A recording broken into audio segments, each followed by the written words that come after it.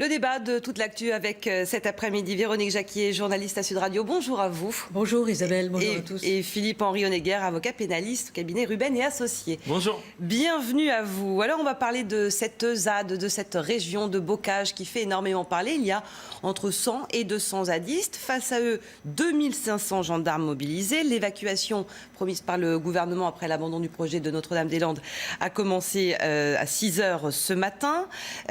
Ça vous semble, vous, maître Honegger, disproportionné? Qu'est-ce que vous entendez par là? Je crois qu'il faut d'abord un peu recontextualiser les choses. C'est-à-dire qu'on nous dit, on parle des manifestants, d'une intervention qui est absolument nécessaire, d'ordre public. La réalité de cette affaire, ce sont ce qu'on appelle des occupants sans titre, c'est-à-dire un strict problème civil qui est très très courant, ce qu'on appelle habituellement des squatteurs. La réalité, c'est quoi? C'est des gens qui occupent sans titre, en l'occurrence un terrain. Donc illégalement? Illégalement, c'est la question à laquelle on aimerait avoir une réponse, parce que justement, quand on a une occupation sans titre, habituellement, on passe devant un juge, on a un débat qui est contradictoire, au cours duquel toutes les parties peuvent s'exprimer et faire valoir leurs arguments. C'est important qu'ils puissent faire valoir leurs arguments, parce qu'en France, on a un droit assez protecteur des gens, même qui occupent des terrains ou des habitations sans titre, et qui peuvent parfois y rester, pendant la trêve hivernale.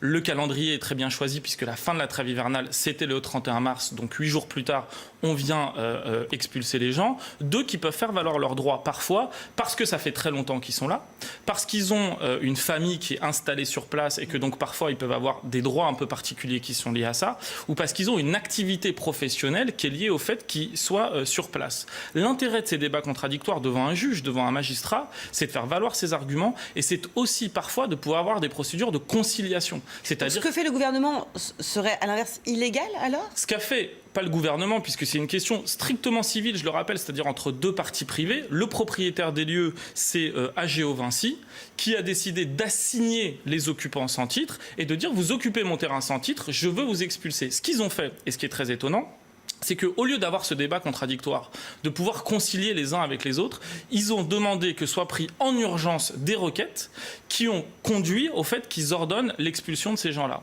Et au lieu de leur laisser la possibilité d'exercer des recours et donc d'aller en appel et de pouvoir faire valoir ces arguments, l'État a décidé, et là c'est l'initiative de l'État, d'aller directement expulser ces personnes. Ça fait des mois qu'on est au courant qu'il va y avoir ces expulsions. Ça fait des mois qu'on est au courant. Non, ça fait des mois que l'expulsion a été demandée, mais vous serez pas sans ignorer qu'en France, les procédures, elles sont assez longues et que parfois, aller devant un juge, ça prend du temps. Là, ce qui est très étonnant, c'est que l'État, et là c'est le pouvoir exécutif, a décidé en quelque sorte de prendre de vitesse le pouvoir judiciaire, puisqu'on n'a pas encore une décision qui est définitive, parce qu'on a encore des recours qui sont possibles, et d'aller directement expulser ces gens-là.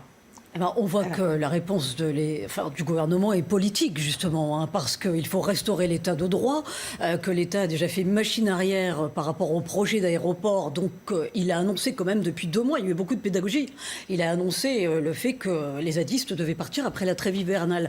Où je ne suis pas du tout d'accord avec vous, c'est que finalement, ces 2500 gendarmes qui sont sur place, c'est du bluff, parce qu'ils sont là depuis plus d'1 semaine. Les zadistes le savent.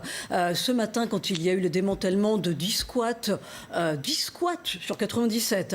Il y a seulement 8 personnes qui ont été expulsées. Donc, maître, quand on vous entend, on se rend compte qu'on est quand même dans un drôle de pays, parce que prendre tant de prérogatives judiciaires pour 8 personnes qui sont encore sur place, et entre 70 et 80 autres qui sont là à chercher le gendarme, passez-moi l'expression, mais ils ont des projectiles, ils essayent évidemment de mener un baroud d'honneur. C'est compliqué. Je pense pas du tout. Alors là, je suis pas d'accord avec vous. C'est pas du tout disproportionné. Je pense que la réponse, elle est politique. Il y a un peu de bluff dans cette histoire. N'oublions pas que ce matin, quand il y a eu les expulsions, il y avait chaque fois un huissier sur place. Donc ça corrobore ce que vous dites. C'est que les choses sont faites de telle façon à ce que l'État ne soit pas attaqué par la suite. Non, mais c'est certain, et je ne suis pas en train de dire que c'est des expulsions qui sont illégales. Ils ont un titre pour aller faire ces expulsions. Moi, ce que je dis, c'est que ce n'est pas forcément adapté et ce n'est pas forcément proportionné. Vous dites qu'il faut rétablir l'état de droit. L'état de droit, c'est que quand on a une condamnation, on a le droit à un recours. L'état de droit, c'est qu'on évite autant que possible de stimuler ce qui pourrait être une atteinte à l'ordre public. En allant ce matin, ils savent très bien ce qui s'est passé. On a tous à l'esprit Sivins, on a tous à l'esprit d'autres situations. Est-ce que c'était vraiment nécessaire d'aller là-bas et de renvoyer, je finis, j'en ai pour une seconde, ces gens qui occupent depuis 10 ans des champs au milieu de nulle part. Est-ce que c'était vraiment absolument nécessaire d'envoyer 2500 gendarmes pour 200 personnes? C'est un titre d'exemple. Petite ironie de l'histoire. Je rappelle simplement que ces personnes-là, quand elles seront expulsées, elles seront sans domicile. Et c'est un peu contradictoire avec les objectifs de Macron qui nous disait fin 2017, il n'y aura plus de SDF. On leur a proposé quand même de les reloger. On leur a proposé, mais enfin, vu les méthodes qu'on utilise, je ne suis pas certain qu'elles seront relogées si rapidement. Oui. Ensuite, Maître, vous avez l'impression que les images que nous voyons, parce qu'évidemment les images sont très porteuses, c'est 2500 personnes contre effectivement 200 maximum côté zadiste.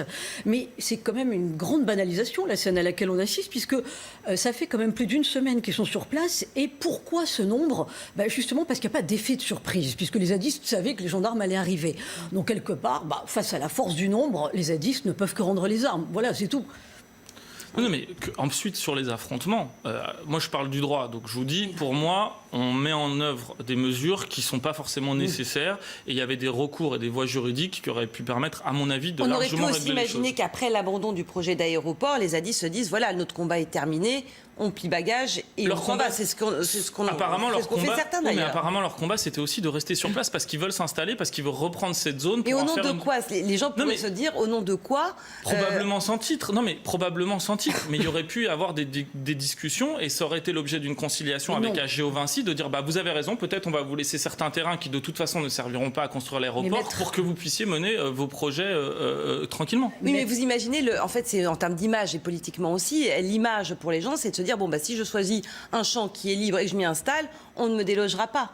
L'image, c'est si je suis resté pendant 10 ans pour faire interdire un projet qui, au final, a été interdit parce qu'il n'était pas respectueux de l'écologie, alors on va me donner la chance, sur place, de mener un projet écologique qui soit peut-être d'avant-garde et qui puisse être un modèle pour le reste des pays, ça ne me semble pas absolument aberrant comme démarche, en tous les cas politique. Et ça aurait pu être un geste politique de dire, c'est vrai que les zadistes, on va faire en sorte que vous puissiez construire une sorte de petite utopie sur ce terrain sur lequel, depuis 10 ans, vous êtes battus parce que vous avez un idéal qui était de préserver l'écologie. Maître, vous parlez justement de concertation, de débat, c'est tout ce que le gouvernement ne veut pas.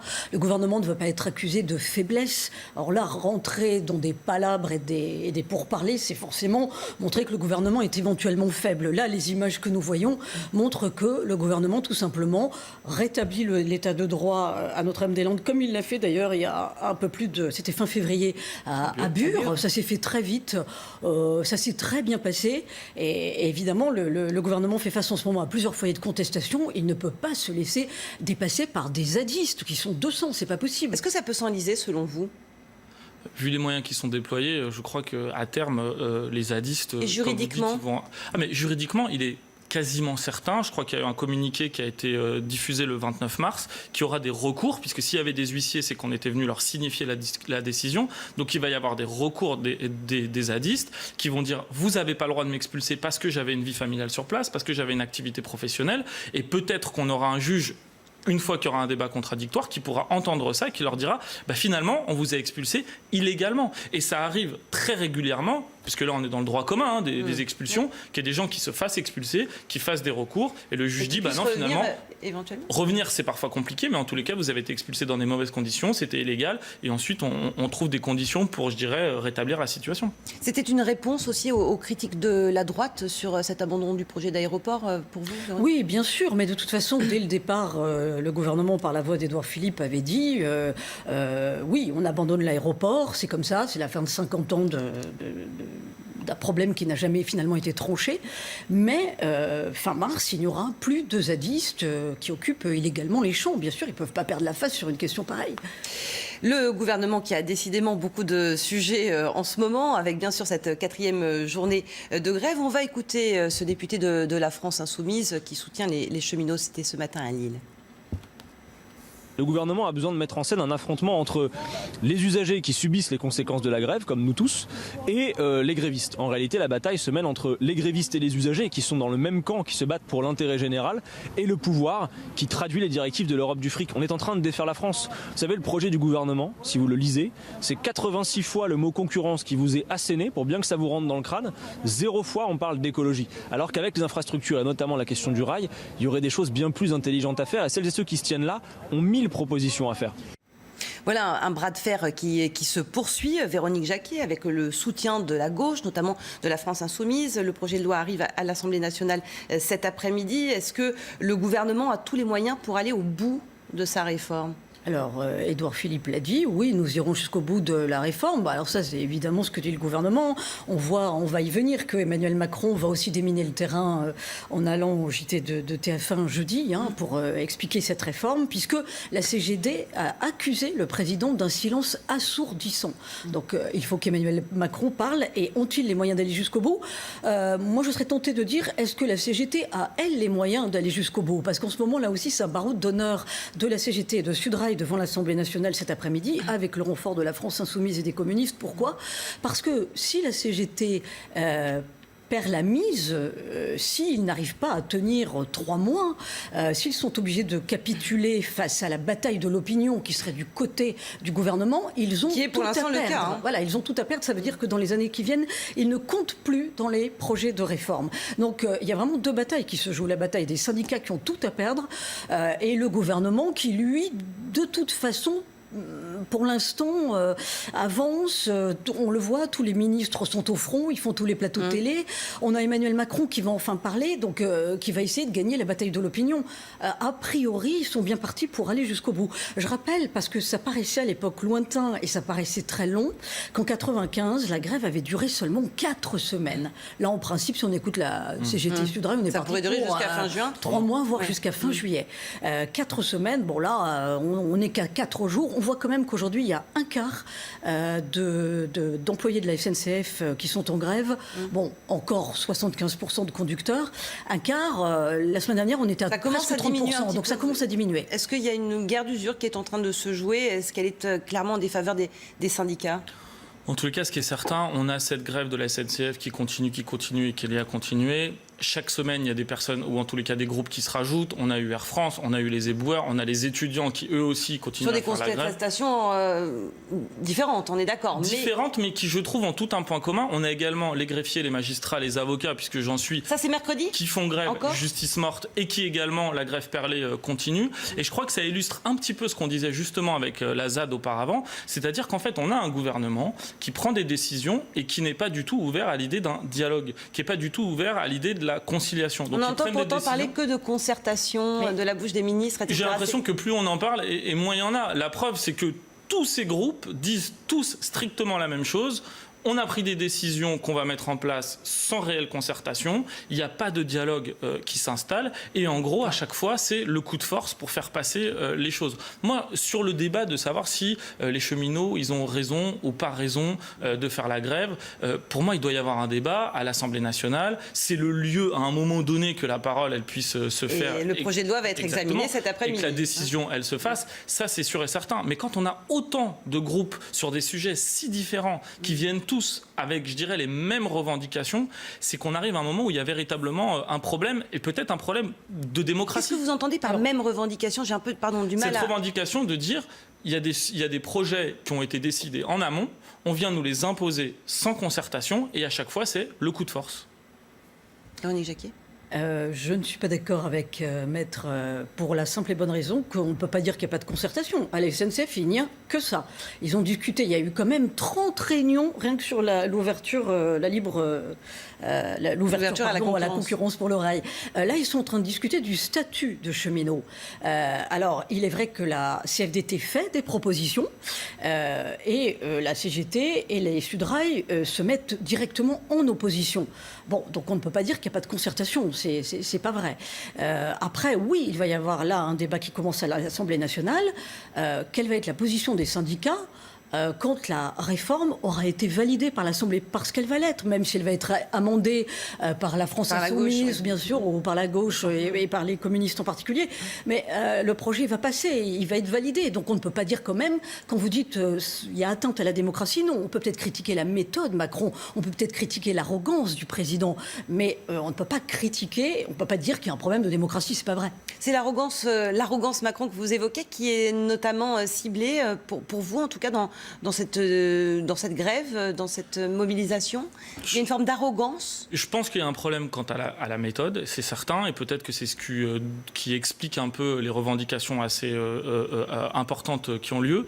Je crois qu'il y a aussi quelque chose de commun à tous ces projets et qui probablement gênent les personnes qui sont les plus concernées, c'est qu'on a des réformes qui visent directement, je dirais, à l'économie, à des considérations strictement économiques sur un terrain financier et qui peut-être, dans une certaine mesure, oublient ce qui fait l'intérêt de ces sujets-là, qui est parfois le service public.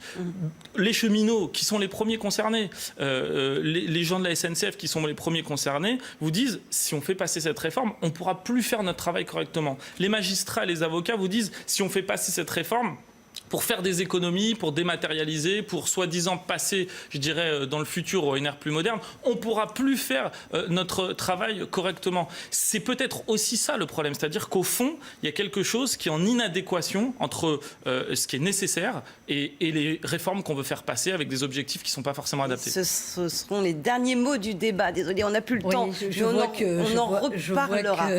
Je vois que Maître est pour l'agrégation des luttes quelque part, mais on peut vraiment pas mettre ensemble la réforme de la justice, qui c'est vrai n'est pas assez, est limitée et reste un scandale. 7 milliards d'euros de budget pour la justice, c'est un scandale. En revanche, là encore, la SNCF, la libéralisation du rail, c'est une évidence puisque tous les autres pays européens l'ont fait. Ils sont pas malheureux pour autant. Donc merci à tous les deux. On aura l'occasion de revenir sur ce débat qui ne manque pas de sel, évidemment, alors que les contestations se poursuivent un peu partout en France. Vous restez avec nous dans un instant. Nous parlerons de ce rebondissement dans l'enquête sur l'assassinat des 2 policiers de Magnanville. C'était en juin 2016. 6 personnes ont été placées en garde à vue, parmi lesquelles une fonctionnaire de police et des membres de son entourage.